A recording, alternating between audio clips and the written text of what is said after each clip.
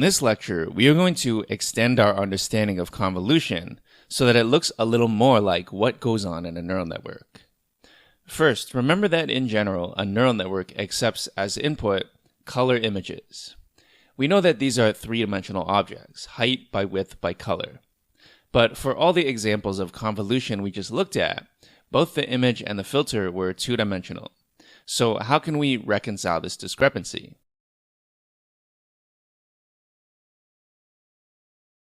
Previously, we conceptualized an image as a square, and the filter also as a square. Then we would slide this little square along the big square and do a multiply add, and that's convolution. So if our image has three dimensions, we just go with the same analogy. Our color image is a big box, and our filter is a little box. Then we slide this little box along the big box, and at each position, we do a multiply add, and that's a convolution.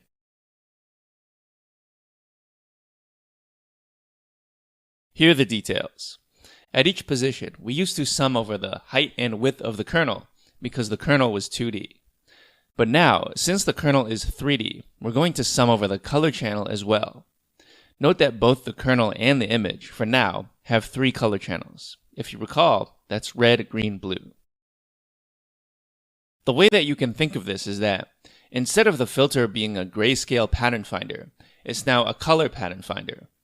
Suppose the filter is looking for a red circle, so there's a circle in the red channel. Now, it's only going to match red circles. It won't match blue circles or green circles. This is opposed to the black and white filter, which has no color at all. If it saw a circle, then the pattern would be found. There's no concept of color in a black and white image.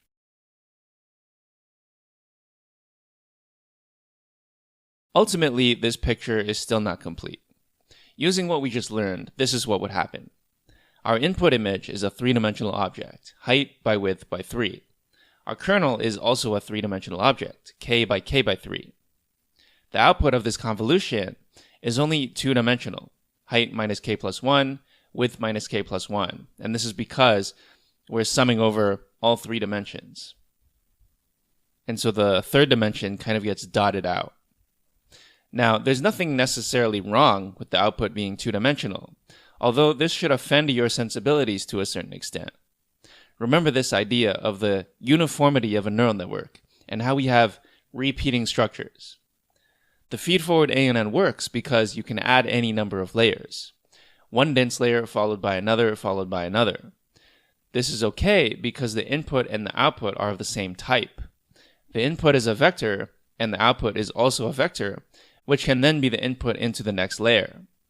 But for convolution, so far this doesn't seem to work. If the input is three-dimensional, but the output is only two-dimensional, then we do not have this uniformity. We can't plug in the same kind of convolution right after the first one, since the input is not the same as the output.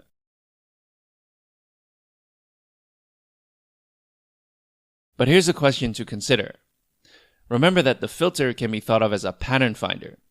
So it's looking for a particular pattern, or in other words, looking for a particular feature. But we know that in machine learning, we have multiple features. Just like how each hidden unit in a neural network represents a different feature based on the inputs. That kind of makes sense. If we're looking at an image, we would want to identify multiple features in the image. For example, let's say you're building a facial recognition network. One filter might be looking for an eye, and another filter might be looking for a nose. So it makes sense then that if we want to find multiple features, we should have multiple filters to find them.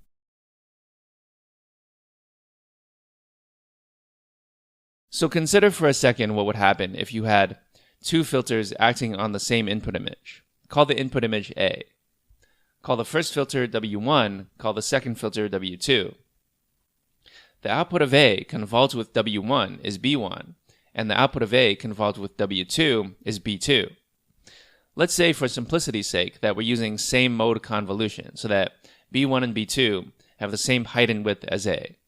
So if A is h by W by 3, then B1 is h by W, and B2 is also h by W. Now we have two outputs, B1 and B2, but with different features found in each. What should we do with them? Well, how about we simply stack them together? Now, all of a sudden, our output is three-dimensional. It's height by width by 2. And in fact, we can add any number of filters to find any number of features. So nose, eyes, lips, eyebrows, chin, so on.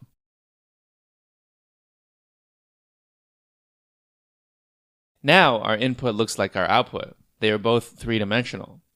This means we can have multiple layers of convolution, one followed by the other, in a repeating pattern just like we do with ANNs. But of course, just like with the ANN dense layer, we want to vectorize this operation so that it can be done all in one go, rather than doing, say, 10 different convolutions and then stacking them together.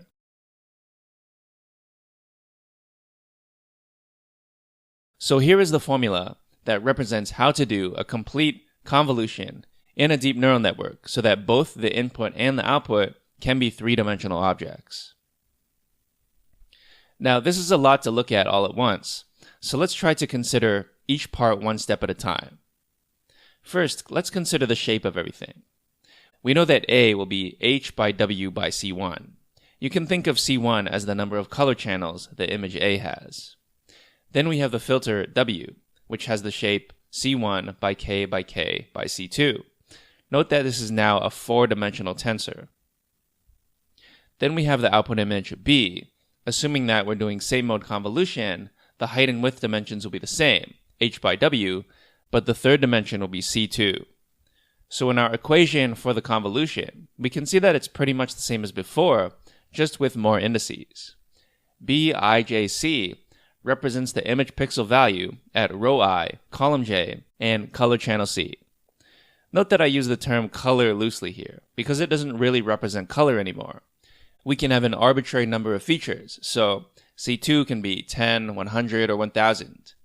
Conceptually, however, we're still just doing what we talked about previously, just individual convolutions, which output two-dimensional images, and then stacking all those images together to get a three-dimensional object.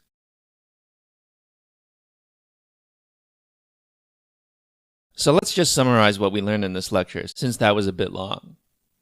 First, we started with realizing that we only define convolution for grayscale images, and with corresponding two-dimensional filters.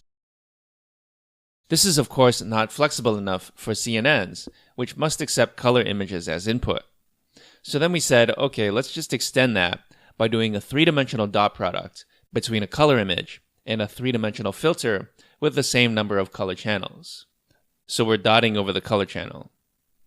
Next, we realized that this breaks uniformity, so we can't stack layers together to build a deep neural network. And this is deep learning after all, so we kind of need to be able to do that. And this is because when you convolve a 3D image with a 3D filter, you still get a 2D image as output.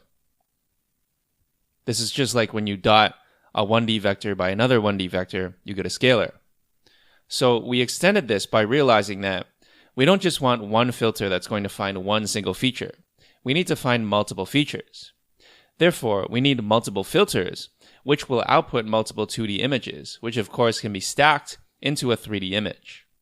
Then we vectorize this operation so that both the input and the output are three-dimensional.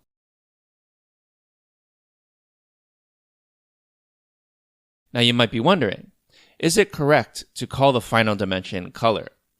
That may be the case for the input into the neural network, which is always height by width by 3, but this breaks down at every other layer. For example, if you have height by width by 10, then the 10 dimensions don't really represent color. But as we discussed, conceptually, we're just finding different features in an image. So our terminology changes to cover this more general case. We call these feature maps. This makes sense because you can think of each 2D image as a map, as in a literal map you can look at, which is the result of a convolution with some filter which is looking for some feature. So this map is telling us where in the original image that this feature can be found. So just like a map. The final output is just a stack of all these different maps, one map for each feature. And so the size of the final dimension is referred to as the number of channels or the number of feature maps rather than colors. Finally, I want to talk about how convolution is going to look as a neural network layer. If you recall, you can think of convolution as just matrix multiplication but with shared weights. And as you know, in a feed-forward ANN, we don't just have matrix multiplication at each layer. We do some other things as well. In particular, we can add a bias term and apply an activation function. Well, a convolution layer works the same way. We're going to add a bias term and apply an activation function. Because remember, this allows us to find nonlinear features or nonlinear functions of the input, which are more powerful than simple linear functions.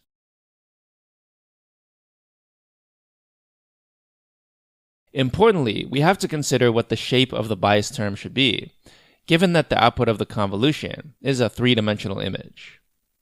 In a dense layer, if we have a vector of size m, then our bias term is also a vector of size m. In other words, there is one scalar for each element in the result. But for convolution, the bias term will not have the same shape as w convolved with x, which is a three-dimensional image. Now you might think, isn't this equation invalid if b does not have the same shape as w convolved with x? Technically, this shouldn't be allowed by the rules of matrix arithmetic. If we want to add two matrices together, they should have the same shape. Technically, this is true, but this is conceptual only, and this will actually work in code due to the rules of broadcasting. So the bias vector b is only one-dimensional, and it has the size c2 if w convolved with x has the shape h by w by c2. In other words, the same bias term applies to every pixel for each feature map. As a side note, convolution is generally a commutative operation, so it doesn't really matter if you write w star x or x star w. Although this is not entirely true in the deep learning case, since w is four-dimensional and x is three-dimensional. Nonetheless, this is just conceptual only, so let's pretend that w comes first so that it looks more like the dense layer equation.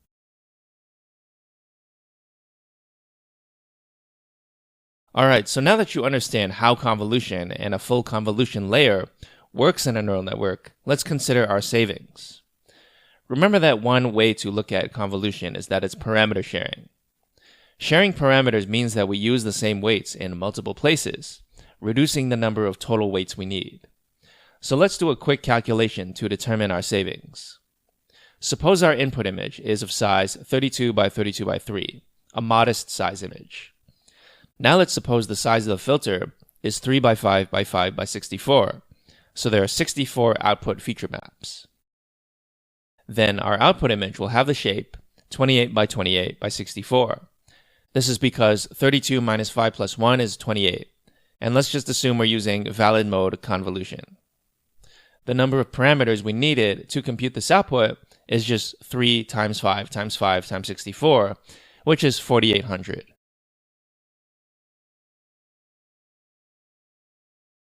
Now, let's compare that to the case where we would use a feed-forward neural network with a flattened image, like we did in the previous section. Then our input would be 32 times 32 times 3, which is 3,072. Our output again would be of size 28 by 28 by 64, which is 50,176. So if we use the dense layer, we would have a weight matrix of size 3,072 times 50,176, which is approximately 154 million. Now that's a lot of parameters for just one layer of a neural network. In fact, compared to using convolution, we have about 32,000 times more parameters. As you can imagine, this would require a huge amount of RAM and a huge amount of compute. It would take longer and would perform suboptimally because, as we stated earlier, convolution is a pattern finder. We use the same filter to find the same pattern in multiple places. Without shared weights, every weight needs to learn the pattern at every location the pattern could appear, which is suboptimal. This would be bad for generalization.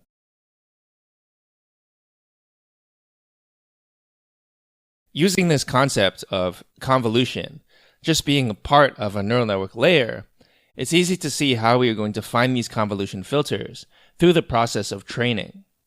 At this point, we've come quite a long way since our first introduction to convolution, where we had the perspective that convolution is just an image modifier.